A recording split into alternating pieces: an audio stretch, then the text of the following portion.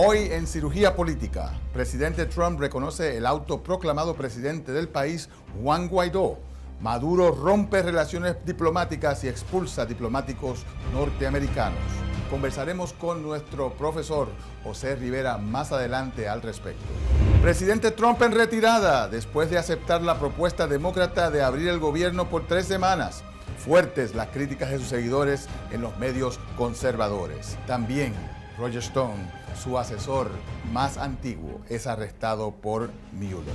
Encuestas demuestran un aumento en el nivel de aprobación del presidente entre los latinos. Sin embargo, su nivel de aprobación en general está en un 37%, de acuerdo a una nueva encuesta del Washington Post. Hablaremos con la profesora Debbie González acerca de la crisis migratoria y lo que está sucediendo aquí en nuestro país. Y finalmente terminaremos con nuestra editorial de la semana, que en esta semana estaremos hablando de un editorial escrito por su servidor, el doctor Pablo Rodríguez. Venezuela en crisis. Comenzamos con Cirugía Política. To believe that you can make a difference, hard work of change, you are the best supporters and organizers because you did change the world. I want to build the wall. We need the wall. The Border Patrol, ICE, they all want the wall.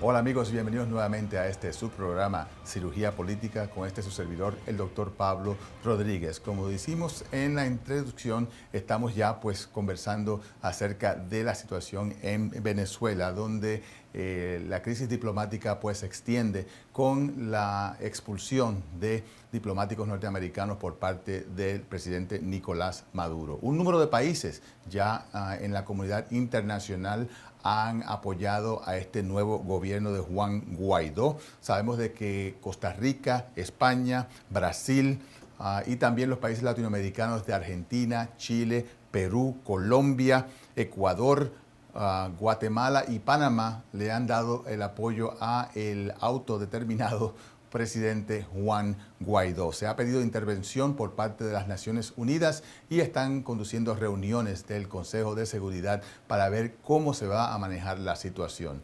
La Comunidad Europea ya ha indicado de que le han dado un límite de 8 días al presidente Nicolás Maduro para llamar a elecciones libres y transparentes, algo que él ha rechazado, ya que él dice que él es el presidente electo por el pueblo. Sabemos de que el que es autodenominado presidente Juan Guaidó ha otorgado una amnistía para los militares que se unan a este nuevo gobierno y no sabemos qué va a suceder, porque sabemos de que Vladimir, el general el secretario de Defensa de Venezuela, está apoyando al presidente Maduro hasta este momento. No sabemos qué puede suceder, pero vamos a tener más detalles con nuestro colaborador, el profesor José Rivera. También en las noticias, obviamente, la situación del presidente Donald Trump, que por fin consiguió su muralla, pero la muralla se llama Nancy Pelosi. Acaba de enfrentar una de sus derrotas más importantes de su administración, cuando se le niega los fondos para la muralla y tiene que abrir el gobierno después de 35 días de sufrimiento para todos los empleados del gobierno federal. Ahora se va a formar una comisión bipartidista del Senado y la Cámara de Representantes que van a tratar de determinar si se puede llevar a cabo un proyecto de ley que pueda de alguna manera crear un trato, un compromiso entre las facciones más conservadoras y más liberales de ambas cámaras y un proyecto de ley que pueda ser entonces firmado por el presidente. La expectativa por parte de muchos es de que los jóvenes que se amparan en DACA, los que tengan TPS que está siendo expirado próximamente, puedan tener una oportunidad de conseguir algo mucho más permanente. Pero hablaremos con Debbie González, la licenciada Débora González, quien es profesora de la Escuela de Leyes de Roger Williams University, y que va a estar con nosotros próximamente hablando de este tópico en más detalle.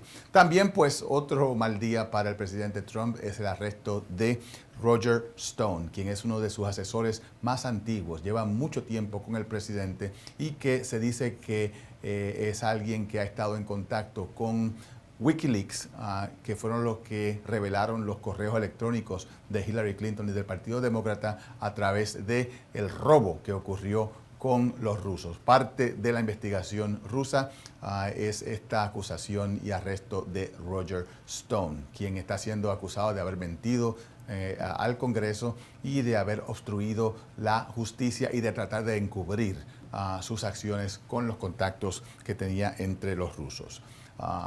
También una pequeña noticia que queríamos comentar es acerca de esta encuesta Marist, que encontró que el presidente Trump ha tenido un aumento en el apoyo por parte de los latinos hasta un 50%. Esto fue una sola encuesta, ya que las otras encuestas que han sido llevadas a cabo pues han encontrado de que la popularidad del presidente ha disminuido a los niveles más bajos de su administración. 37% de las personas piensan de que apoyan al presidente, el trabajo que está haciendo el presidente, más del 56%, casi un 60% dicen que no, que están en desacuerdo en cómo él ha manejado el país. Yo creo que la encuesta Marist, que salió hace más de una semana, pues si la volvemos a hacer el día de hoy, vamos a tener una situación un poquito diferente. Pero de verdad, pues es curioso este apoyo por parte de los latinos para el presidente Donald Trump. Finalmente quería pues discutir un poquito el editorial que escribí en el Providence Journal esta semana. Gracias a todos los que se han comunicado para felicitarme acerca de mi expresión de que la muralla que insiste el presidente Trump no es necesaria, de que los trabajadores de la agricultura, 50% son inmigrantes indocumentados, 15% de los trabajadores en la construcción son indocumentados, y que esta idea de que una muralla de alguna manera va a beneficiar a los Estados Unidos es completamente falsa. También en el editorial pues discutí un poquito acerca del hecho de que las personas que trabajan en los Estados Unidos, los inmigrantes que vienen aquí, vienen a trabajar, vienen a contribuir y contribuyen enormemente al rubro público a través de los impuestos, a través del seguro social que nunca van a poder pues colectar. Y esta situación de que las drogas, de alguna manera el crimen va a ser detenido por una muralla, es algo que en realidad no tiene ningún sentido. Al contrario, al tener una muralla, el costo de los coyotes es mucho mayor. ¿Y quién se beneficia? Los carteles de drogas. Y no solamente eso, solamente el 17% de los vehículos en la frontera son inspeccionados para drogas. Y sabemos que más del 90% de las drogas que entran a los Estados Unidos entran o por la puerta de entrada en un vehículo o a través del correo, señores. Nos llegan desde China el fentanil y muchas otras drogas que en realidad una muralla no van a poder contener. Vamos a tomar una pausa y regresaremos con más conversación con Debbie González, que es directora de la Clínica de Inmigración de Roger Williams University, hablando acerca de la inmigración. Regresamos enseguida.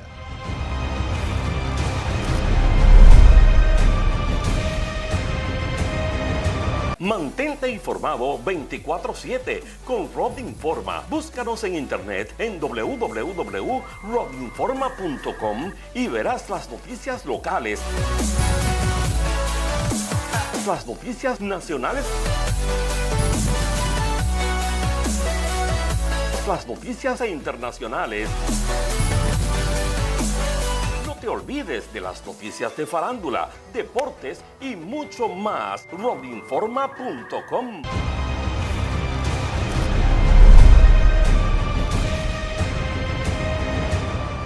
Hola amigos, aquí estamos nuevamente en este su programa Cirugía Política. Este es su servidor, el doctor Pablo Rodríguez. Y ya se une a nosotros la licenciada Debbie González, quien es profesora asociada de la Escuela de Leyes de Roger Williams University y directora de la Clínica de Inmigración, para hablar de un tópico que en realidad está ahora más caliente que nunca. Debbie, Un placer tenerte en el programa. Buenos días, ¿cómo está? Gracias por invitarme a su programa, gracias. Absolutamente. Bueno, Debbie, te digo, la situación de migración en los Estados Unidos cada día se pone más controversial, con las caravanas, con el cierre del gobierno, con la muralla.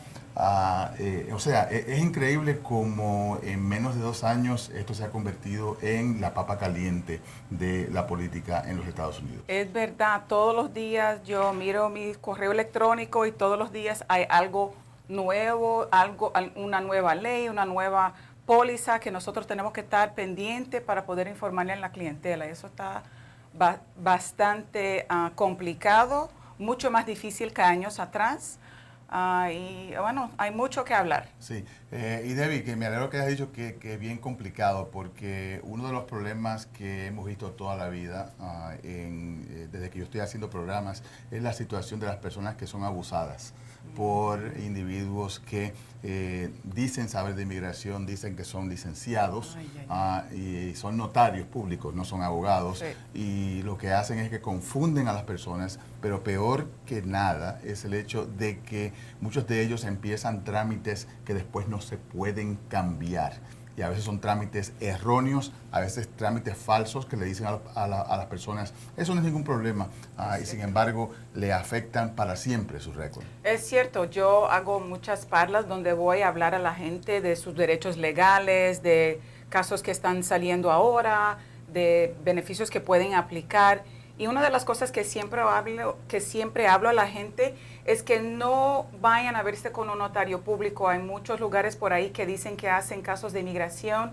Mi advertencia a la gente es que, por favor, si van a verse con un abogado, si no tienen el dinero, la clínica de inmigración está a la orden, Dorcas International Institute está a la orden, Progreso Latino está a la orden. Ellos cobran, Progreso Latino y Dorcas cobran casi nada, dependiendo de cuánto uno gana.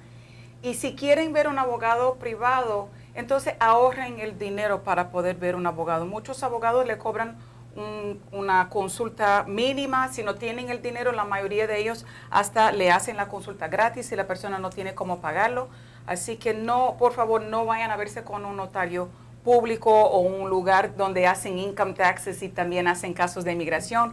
Porque si hacen las dos cosas, te lo digo desde ahora, esa gente no sabe lo que están haciendo. Exactamente, y le pueden dañar el récord. Más importante que nada, usted puede hacer un trámite equivocado y después decir, no, yo en realidad no quería hacer eso. Por no tener el dinero, gastan más de lo que iban a gastar si hubieran pagado el abogado de una vez. Exactamente.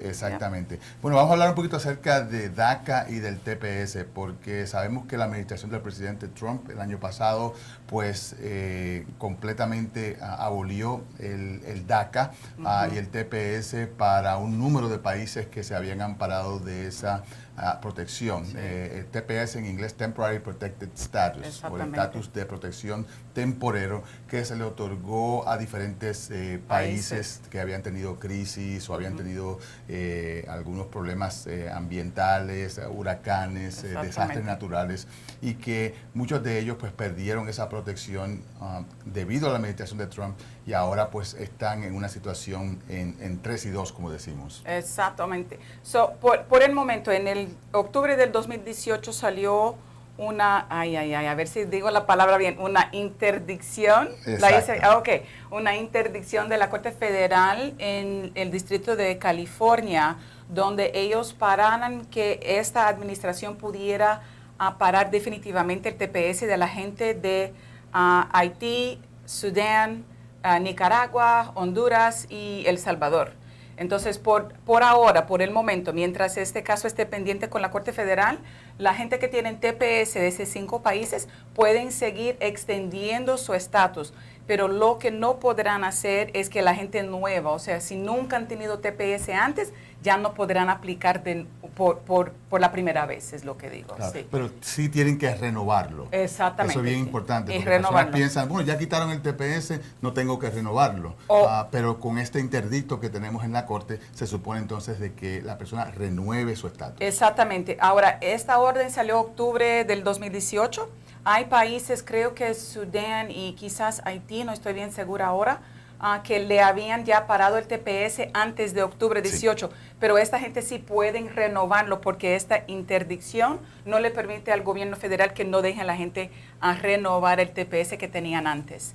Y tal igual con DACA. DACA también hubo un caso también en el Distrito Federal de California, donde hay también una interdicción para los que ya tenían DACA. Es decir, si uno no ha tenido DACA antes, no pueden aplicar todavía. Pero si han tenido DACA y se le va a expirar, sí, esa gente sí, esos niños sí pueden seguir extendiendo el DACA mientras el caso esté pendiente con la Corte Federal. El bueno fue que la Corte Superior no quiso oír el caso porque el gobierno, la administración de Trump había hecho una apelación a la Corte Superior Suprema de los Estados Unidos y la Corte Suprema dijo, no lo vamos a oír esta vez. Entonces, por el momento, la orden de la Corte Distrito de California sigue pendiente, sigue al día. Y me imagino que con el cierre del gobierno federal por 35 días, esto ha causado pues tremendos problemas para las personas que están tratando de tramitar su estatus migratorio en los Estados Unidos. Sabemos que como decimos, la lista o el backlog en inglés de personas que están esperando 800,000 casos en las cortes federales, y ahora con 35 días menos, pues entonces esta lista se va a hacer mucho mayor y las personas pues están desesperadas. Sí, pues imagínese, yo leí un artículo hace pocos días que cada día que pasaban son 20,000 casos a más que le atrasaron los casos en la Corte de Inmigración. Wow. Pues mi advertencia a la gente que esté oyendo ese programa sería, casos que tuvieron cita durante el shutdown, a estos casos sí, la Corte sí le va a dar otra citación. Pueden también llamar el número 1-800-898-7180, lo digo otra vez, 1-800-898-7180. Oír el mensaje, hay un mensaje en español. Ponerle el caso de inmigración que empieza con la letra A y 9 dígitos, para que le digan entonces cuándo será la próxima citación. Ahora, como la Corte nomás va a abrir el lunes, no llamen el lunes, ¿verdad? El lunes es el día 28 de enero, si no llamen quizás para el viernes. Ya creo que para el viernes quizás ya habrán las nuevas citas fijadas para la gente que tuvo corte durante esos últimos 35 días. Pero del hecho que no hubo corte no significa que el caso se terminó, no significa que la gente no tiene que seguir adelante con el caso. El caso sigue, lo único fue que la citación que tuvieron ahora se va a atrasar el caso. Que tienen que llamar, tienen que definitivamente pues estar pendientes de lo que esté pasando, porque si no pues puede que su caso siga adelante y usted ni lo sepa. Exactamente, y si uno no se presenta a la Corte de Inmigración teniendo cita, es deportación automática.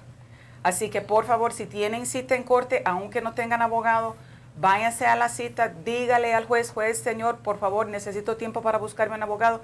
Los jueces sí se lo dan 2 veces al mínimo. Ya después de eso, entonces ya los jueces se ponen un poco más preocupados, quieren que la gente tenga un abogado. Pero no dejen de ir, si hay un cambio de dirección, por favor, hagan el cambio de dirección con la corte. Porque si mandan la notificación a una dirección antigua y usted no lo recibe, el problema es tuyo. Usted es responsable de mantener su dirección al día con la Corte para que así le lleguen sus notificaciones y usted no puede quejarse de que no me llegó. Exactamente. Porque en realidad ellos tienen la evidencia de que sí se la mandaron. Exacto. Y si tienen abogado, avísele al abogado, por favor. Bien importante. Bueno, ¿qué tú crees que va a pasar en la política entonces con esta situación de la inmigración y el presidente Trump y los demócratas? Porque ya se está rumorando de que es posible de que tengamos un arreglo con DACA, un arreglo con TPS, pero lo que ofreció el presidente en realidad no era un trato, fue una, como decimos, un stay of execution, en inglés le decimos, solamente una espera. Dijo, bueno, vamos a darle un poquito más de tiempo, pero temporero y no algo permanente, que es lo que se está esperando de las personas, por lo menos las que tienen DACA. En mi vista, Pablo, el presidente no nos ha ofrecido nada. Créeme, porque si el caso de la Corte Federal Distrita dice que los que tienen DACA pueden seguir extendiendo la DACA mientras el caso federal esté pendiente con la Corte, ¿qué nos ha dado el presidente? Exacto, absolutamente nada. Entonces, de hacerme promesas que no tienen valor, para mí eso no es nada. Del hecho, lo que va a pasar con los demócratas y esta administración, No te sé decir, yo creo que Nancy Pelosi, a mí lo que me gusta de ella es que ella está firme. Ella y Chuck Schumer están firmes en lo que ellos creen que lo que debe pasar con inmigración. Lo que me da pena es que lo que me gustaría ver es que al menos tuviera una ley para los dreamers, los muchachos que están aquí. Porque entonces si al menos tenemos eso, si Dios quiere en 2020 este presidente no va a ser reelecto, tendremos otro presidente, aunque sea un republicano que no sea así como este, no sé. Yo no soy republicana, déjame decirlo desde ahora. No lo tienes que jurar. Si no me invitan otra vez al programa. Pero no sé, yo creo que, mira, el Congreso mientras Obama estuvo como presidente, ¿verdad? No hicieron nada. No hicieron absolutamente nada en mi vista por el hecho que él era moreno. ¿Ok? Ahora tenemos la mayoría en la House, pero no tenemos la mayoría en el Senado. Para mí, lo que van a hacer es que the House aún va a hacer lo mismo que hicieron cuando Obama era presidente, que es decir, no vamos a hacer nada por el hecho que no hay un acuerdo. Y si le doy algo, ¿verdad? Si le doy la oportunidad de pasar una ley que quizás no le afecte a todos los inmigrantes que estén aquí, entonces quizás me voy a ver mal y no voy a ser reelecto para las próximas elecciones. Eso me vuelve loca. Sí, no, es verdad. Y no podemos dejar, como decir, de criticar a los demócratas también, porque cuando tuvieron el poder de la Cámara de Representantes, del Senado y de la presidencia, ese era el momento de tener una reforma migratoria comprensiva, que fue la promesa que ellos habían hecho a toda la comunidad, y sin embargo no lo hicieron. No. Y ahora estamos en esta situación, en parte, por la falta de acción por parte de los demócratas. Definitivamente. Y es importante que aquí hacemos cirugía, así que aquí operamos a todo el mundo y buscamos quién tiene culpa y quién tiene razón. Interesante el hecho de que vemos entonces un poquito de discusión en el mismo partido republicano, donde tenemos el presidente buscando la manera de salvar su cara, como decimos, de que no lo critiquen, y los más conservadores del partido como Ann Coulter y estos otros que en realidad dicen que el hombre no sirve ahora porque simple y sencillamente dejó que Nancy Pelosi le pasara por encima. Así que...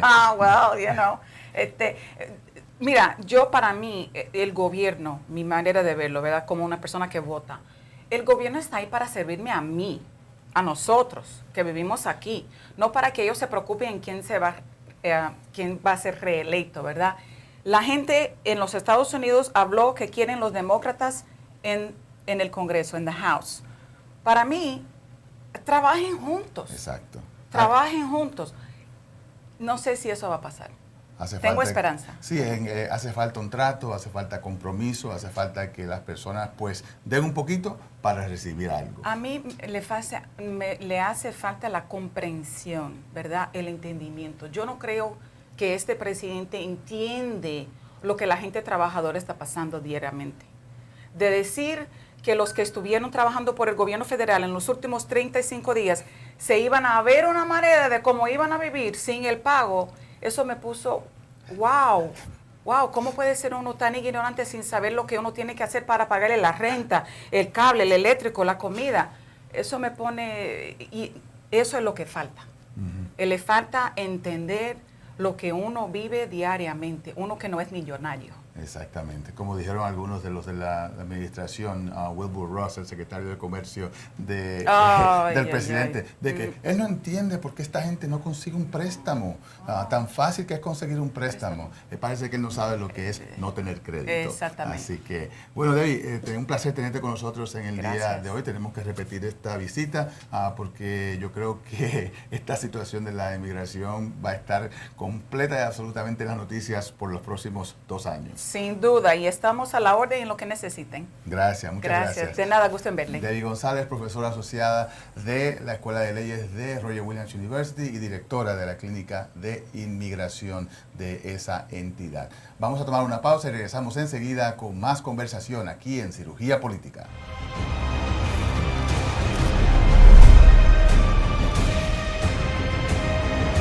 Mantente informado 24/7 con Rob Informa. Búscanos en internet en www.robinforma.com y verás las noticias locales.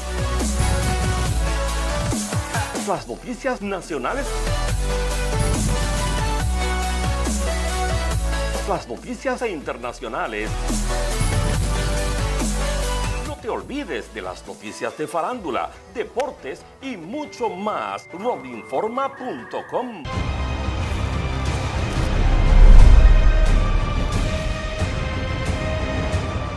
Hola amigos, aquí estamos nuevamente en este su programa Cirugía Política con su servidor, el doctor Pablo Rodríguez, y ya se une a nosotros, a nuestro comentarista y analista político José Rivera, el doctor José Rivera, directamente desde Puerto Rico. Muchas gracias, Pablo, y un saludo a toda la audiencia de Nueva Inglaterra y del mundo que nos está viendo por internet. Feliz año y es un placer estar nuevamente con ustedes. Muchas gracias y feliz año, como decíamos, es una frase que le cae muy bien a los venezolanos. Tenemos una crisis que está ocurriendo en Venezuela que no sabemos cómo va a terminar, pero esperamos y le deseamos a todos nuestros hermanos venezolanos de que la situación entre el presidente Nicolás Maduro y el presidente alterno Juan Guaidó, el presidente de la Asamblea Nacional, que se acaba de autodeterminar presidente temporero o interino y que está siendo reconocido por la comunidad internacional como el gobierno legítimo de Venezuela. Esto pues está creando una crisis constitucional en este país y algo que no sabemos exactamente cómo va a terminar. ¿Qué tú crees, José? Bueno, mira, tenemos que empezar por el hecho de la situación. Estamos hablando de un sector del sistema político que ya desconoce irreversiblemente a Nicolás Maduro. Y que ha tomado a partir del deber institucional que le corresponde a la Asamblea Nacional de designar un presidente interino. Eso es simplemente señal de que las cosas andan extremadamente mal en Venezuela. Ya andaban mal desde hace tiempo, como habías dicho, pero ya creo que ha tomado un giro irreversible. No hay posibilidad de diálogo, no hay posibilidad de transición pacífica, o por lo menos aparentemente no la hay. Y entonces, claro está, la Asamblea Nacional toma acción, sobre todo por el hecho de que el régimen ha subvertido a la democracia en los últimos años, sobre todo con la Asamblea Nacional Constituyente, luego de que perdieran la Asamblea Nacional. Y claro está, ellos también intentan, a falta de alternativas, subvertir el orden institucional.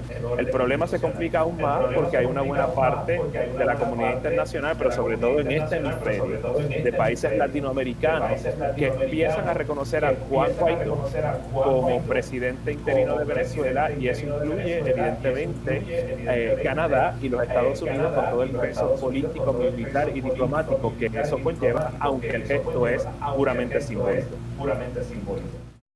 Sí, es importante entender de que la Asamblea Nacional ya había sido supuestamente desestimada por Maduro y por la Corte Suprema de Venezuela, que en realidad son marionetas del presidente Maduro. Y entonces pues tenemos esa situación en la cual la comunidad internacional tiene que entonces decidir a quién le vamos a creer, a qué entidad del país vamos a reconocer como la autoridad verdadera. Y esto no es algo simple, señores, porque ahora mismo estaba leyendo en la BBC de que el presidente Nicolás Maduro había pedido al Banco de Inglaterra que le enviara, quería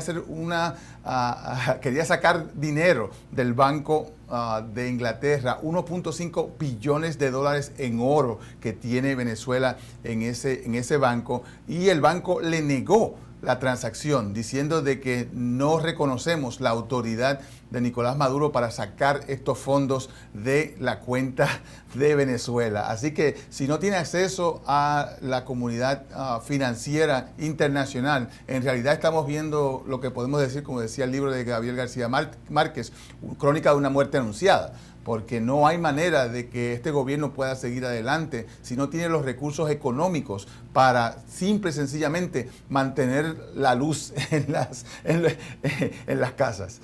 Pero esto se monta sobre una base de problemas económicos que ha habido desde hace los últimos 5, 7, 10 años, en donde el manejo macroeconómico ha sido incompetente y claro está, la mala fe entre el gobierno y los sectores económicos que están a cargo de la cadena de distribución boicotean esto, creando escasez. Evidentemente la culpa mayor cae sobre el régimen, pero tenemos que reconocer también que ha habido un intento de simple y llanamente boicotear al gobierno desde hace tiempo y claro está, con los resultados que tiene.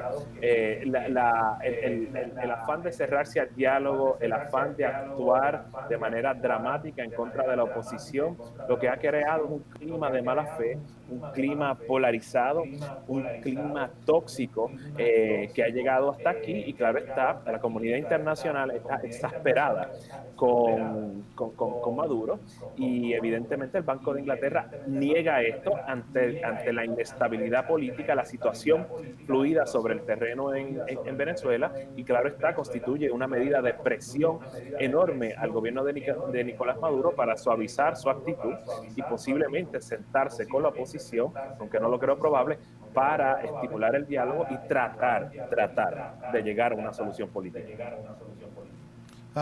Y el problema no es solamente un problema político, José, es un problema humano, es un problema de salud, es un problema de la supervivencia del pueblo venezolano. Las estadísticas son horribles. En los últimos 5 años la economía se ha contraído por 5 años consecutivos. La inflación está en 10 millones%. Yo creo que la gente yo no tan siquiera puedo comprender cómo es que una inflación puede ser de 10 millones%, pero eso es lo que se reporta. 11% de los niños están malnutridos. Hay hambre en Venezuela. Estamos viendo casos de kwashiorkor, que son casos que se veían en Biafra en los años 60, cuando había una hambre horrible en África. Como decimos, el recurso mayor de Venezuela, que es el petróleo, está por el suelo, debido a que los equipos están siendo manejados por personas que en realidad no saben lo que están haciendo. Sí, no solamente eso, sino que también tanto Chávez en su momento como Maduro han ido de sus puestos a personal competente de la compañía de petróleo venezolana, PDVSA, y simple y sencillamente los han llenado con personas leales al régimen o militares, y estas personas no tienen el peritaje, lo que llamamos en inglés expertise, para ese manejo. Fíjate la gran ironía de todo esto.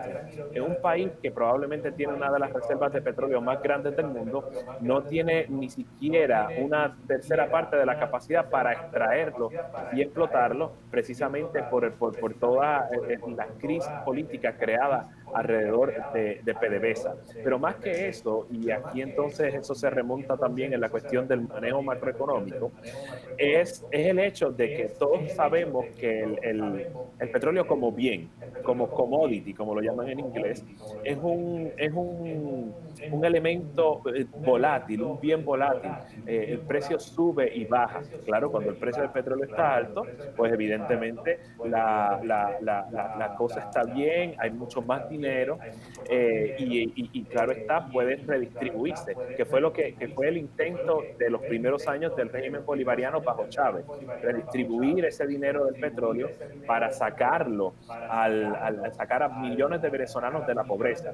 Pero en vez de crear nuevos sectores económicos, en vez de crear una nueva clase media y una base política permanente, de poder levantar a Venezuela más allá de depender solamente del petróleo, entonces tenemos la situación en la que nos encontramos en este momento. Una Venezuela donde el precio del petróleo está bajo, donde sobra menos dinero, donde le venden petróleo a los cubanos y a los chinos a precio preferencial, o sea que no hay ninguna ganancia, y un país con mucha insuficiencia económica que imprime billetes indiscriminadamente y por eso tenemos una inflación de 1.000.000%. Y te digo, yo no sé cómo es que las personas pueden subsistir de esa manera, porque en realidad hay que cargar carretillas de bolívares para poder ir al mercado, ya que los precios suben pero por minuto. Es increíble cómo esta situación ha desarrollado una pobreza extrema en niveles profesionales. Estamos hablando de gente pobre, estamos hablando de gente profesional que no pueden ni tan siquiera pagar por los huevos, por el pan, por la comida. Así es una situación humana, es una situación humanitaria y ya se está manifestando de qué forma en la explosión social que pudimos presenciar en los últimos días, pero antes que eso, en la salida de millones de venezolanos, mayormente de clase media, pero algunos de clase trabajadora, saliendo por la frontera colombiana en dirección precisamente a Colombia, a Ecuador, a Perú y en lugares tan lejanos como Bolivia, Argentina y Chile. Sí, se estima de que 3 millones de venezolanos han abandonado el país por necesidad, simple y sencillamente porque tienen que abandonarlo. Se dice de que los militares siempre han tenido un rol importante en la política de Venezuela. El mismo Chávez vino al poder con el apoyo militar. Y sin embargo, estamos viendo de que los militares hasta este momento, el secretario de Defensa de Venezuela, Vladimir Padrino, el general Vladimir Padrino, acaba de apoyar al presidente Nicolás Maduro. ¿Se puede llegar a un acuerdo si no tenemos a los militares en el lado de Guaidó? La respuesta corta a esa pregunta es no. Fuerzas Armadas y las fuerzas de seguridad en general, que eso puede incluir a la policía, son el sostén del Estado, son el mollero del Estado. Ellos son los que ostentan y son la personificación de lo que Max Weber llamaba en su teoría el monopolio de la violencia.